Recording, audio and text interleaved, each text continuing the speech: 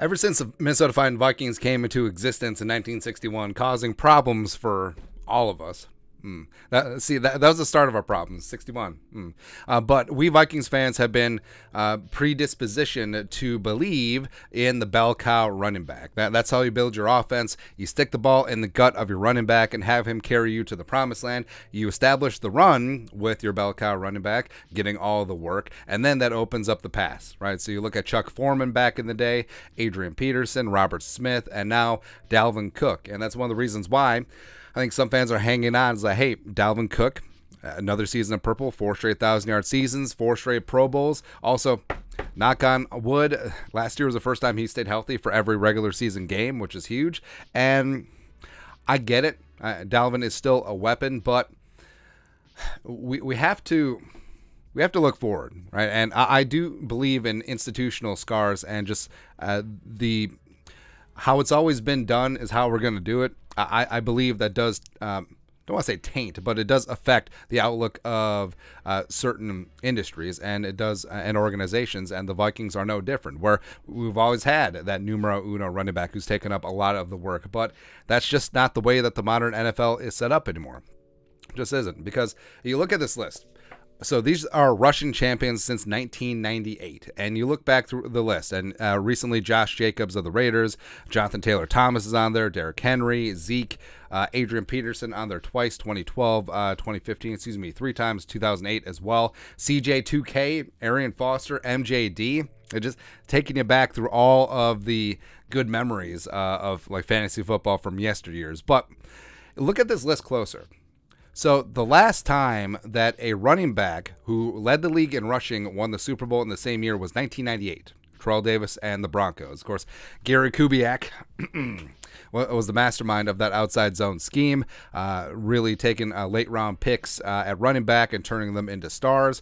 And it really was a precursor to getting guys like Isaiah Pacheco in the 7th round with the Chiefs, guys like Tyler Algier in the 5th round, 1,000-yard rusher for the Falcons. Like, the Broncos were OG. Absolutely, just picking up late round guys like Mike Anderson, Orlandis Gary, and turning them to 1,000-yard rushers. It's kind of interesting. But so the last time that the Russian champion won a Super Bowl was 98. Last time the Russian champion appeared in a Super Bowl was 2005 with Shaun Alexander and the Seahawks. Now, Seattle should have won Super Bowl 40, but it seemed like the script was in with the Steelers and young Ben Roethlisberger, as well as Jerome Bettis' final game in Detroit. But that's beside the point. Also, if you look at recent Super Bowl champions and their leading rusher. So last year was Isaiah Pacheco coming out of Rutgers, 7th round pick, 830, 25th in the league. 2021, Kevin O'Connell. He knows what's up. Sony Michel, 845. Also, I think Michel came in mid-season. I think that was the deal there as they were moving on from Todd Gurley. And then also, yeah, Michel double-dipped because 2018 Patriots. The Patriots are really the gold standard in terms of turnover at the running back position, pun intended. So they won Super Bowls back in the day with like Antoine Smith and Corey Dillon, and then went from Jonas Gray, who I think, didn't Jonas Gray have like a 4-touchdown game and then he was cut like a month later?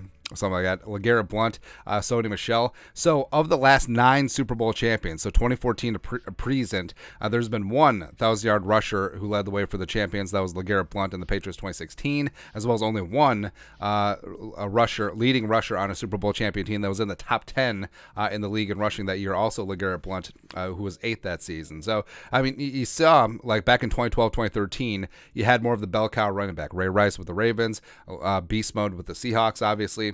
Also, if Beast Mode would have had just a couple more yards in that Patriots year, it would have been a dynasty, but, you know, is what it is.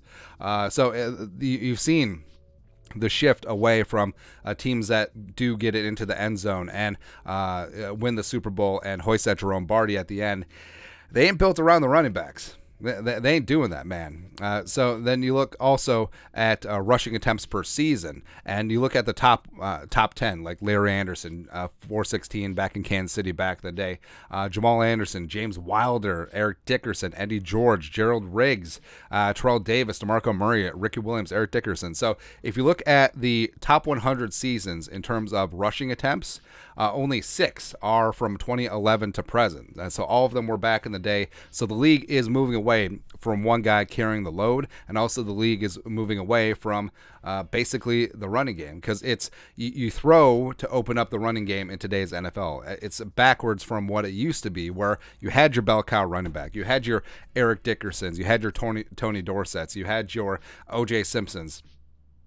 And then you just gave him the ball, and then you threw off a play action. Now, like, you throw to open up the running game now. And for the Vikings, if Dalvin is back, I still think that he would not be the bell cow. I think that it would turn into a split, but would he be open to that at this stage of his career? Who knows? But if he does go, I do think that Madison will be, the running back one in name, but I don't see him one-for-one taking up 80-85% of the work like Dalvin Cook in previous years. But Madison and Nwangu, Ty Chandler, Dwayne McBride, I think that the Vikings are firmly moving into running back by committee, because again, you look at the 2021 Rams, where Kevin O'Connell was the offensive coordinator of Los Angeles, where, Sony Michel, like, he got the rock, sure, but was firmly under 1,000 yards. And also they had a number of backs contributing that season. And last year, you look at Isaiah Pacheco, you look at Jerick McKinnon, who was dynamic in the running game, and that's what you have now, because the running back position is a position of attrition. It truly is the epitome of not for long, because it has the shortest average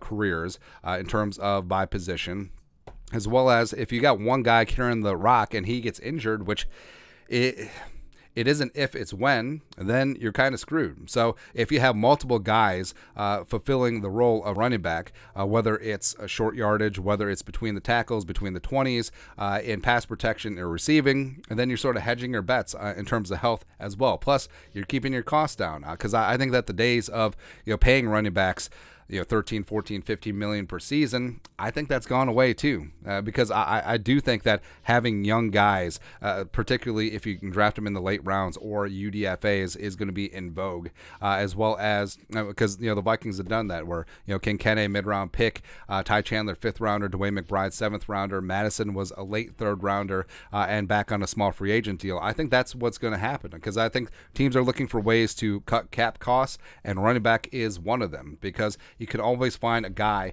who, by the way, who can contribute right away and get onto the field as a late round pick or a UDFA, and then just keep churning and burning through those names. And it kind of sucks, but it is what it is at the running back spot. So, looking back through, again, it's not a bell cow league anymore, and I think that's one of the reasons why it's time to turn the page from Dalvin Cook and move on to the modern running back by committee, because Kevin O'Connell understands it. Kwesi adofo-mensah firmly understands it too. So I think that it is it. But your thoughts are thoughts. It's time for the Vikings to move on from the bell cow running back model, move into running back by committee. Let us know your thoughts and our thoughts in the comment section below. Subscribe for daily Vikings takes. Want to support the work? Put a little something in the Venmo. But until next time, Skol Production Value.